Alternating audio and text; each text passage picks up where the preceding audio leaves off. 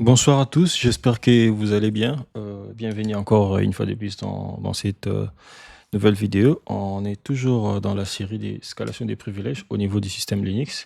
Alors, aujourd'hui, on va parler du parti privilège, escalation des privilèges qui peuvent arriver au niveau des containers. Alors, comme vous le savez bien, moi, j'aime toujours expliquer les concepts avant de pouvoir passer à la phase démonstration de différentes failles liées à la sécurité par rapport au concept donné.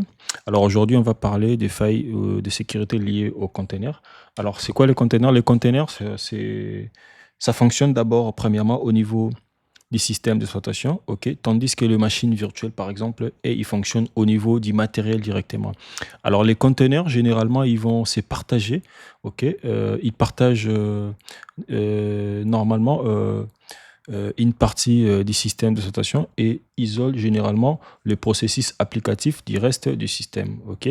Alors que la virtualisation classique, lui, il permet à plusieurs systèmes d'exploitation de s'exécuter simultanément sur un seul hôte, système hôte, comme vous pouvez le comprendre. Alors, l'isolation et la virtualisation sont essentielles car elles vont nous permettre exactement de gérer les différentes ressources de la sécurité de manière optimale.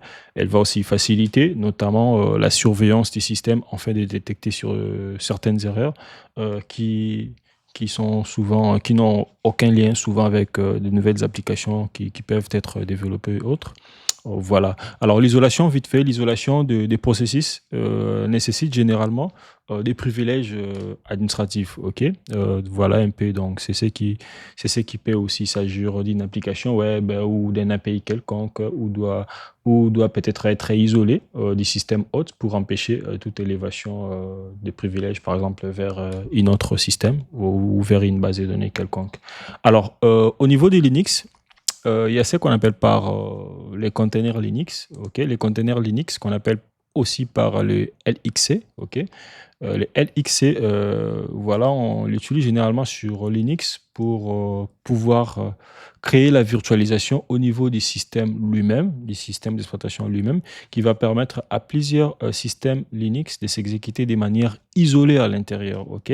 Les uns les autres sur un même hôte. Alors, chaque système va posséder ses propres processus mais ils vont se partager les noyaux d'hôtes de l'hôte du même système. C'est très populaire, ok, voilà, pour sa simplicité d'utilisation. Alors, les LX, il est devenu un élément essentiel de la sécurité informatique. Pourquoi? Parce que par défaut, les LX, les containers consomment moins de ressources qu'une machine virtuelle. Donc, c'est très utile de pouvoir les déployer. Voilà, ça peut aussi se déployer au niveau du cloud. Il offre aussi une portabilité optimale. Voilà, il garantit aussi un bon fonctionnement des applications pour les développeurs, et voilà, quels que soient les systèmes utilisés. Alors, il y a aussi, voilà, généralement le LX, ok. Voilà, lui, il utilise les Docker, ok. Voilà, les Docker qui est un peu un container de plus en plus populaire, ok. Voilà, c'est un ensemble de processus qui va nous permettre de créer ou de déployer des modèles de conteneurs de configuration au niveau du système. Et voilà. Il y a aussi une autre qu'on appelle par le démon Linux, le LDX, ok, les Linux Daemon, qui présente aussi certaines similitudes, mais il est conçu plus pour le système d'exploitation complet. Il ne s'agit pas vraiment d'un container d'application, mais d'un container système, ok. Avant de pouvoir utiliser ces services, voilà, pour élever nos privilèges, nous allons d'abord devoir pouvoir, pour commencer la partie démo, d'abord, l'utilisateur doit être soumis ou doit être ajouté dans les groupes démon, pardon, Linux, qui est les LDX. Alors, vite fait, là, on est déjà connecté comme étant un utilisateur normal. On va commencer la démo pour pouvoir voir si on appartient déjà à quel groupe vite fait, sans pourtant faire trop des commandes et des exercices. On fait la commande ID. Et vous allez remarquer les différents groupes à laquelle on fait partie, mais à la fin, quand vous voulez les remarquer, l'utilisateur actuel est dans les groupes LXD. Ok. Voilà, à partir de ces groupes, maintenant, on va pouvoir soit créer nos propres containers à nous, soit on va pouvoir transférer notre container ici dans la machine cible. On va pouvoir vérifier notre container. On va accéder dans le dossier container. D'abord, premièrement, pour importer notre fichier image de notre container, on va faire LXC image import, ok, suivi du nom du fichier,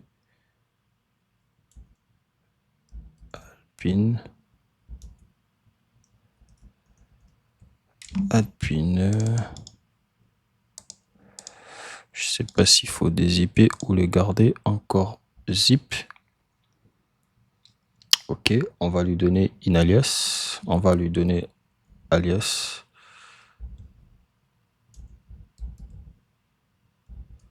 Alias Ubuntu template, disons temp.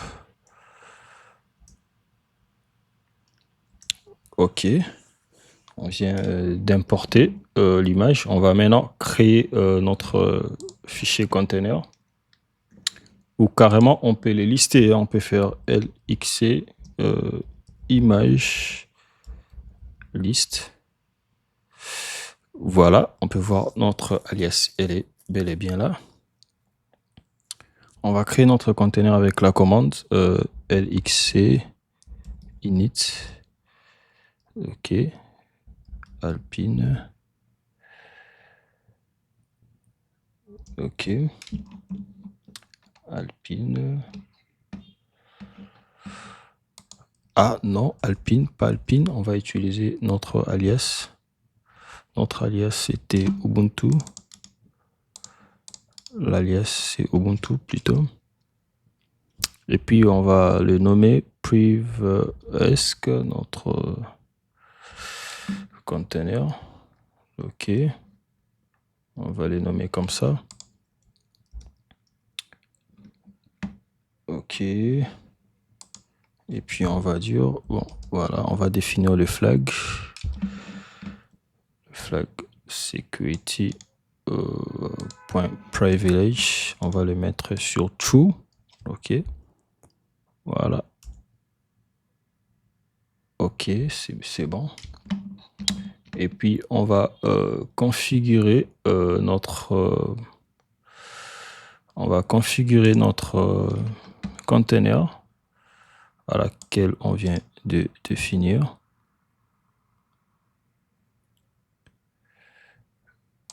Voilà.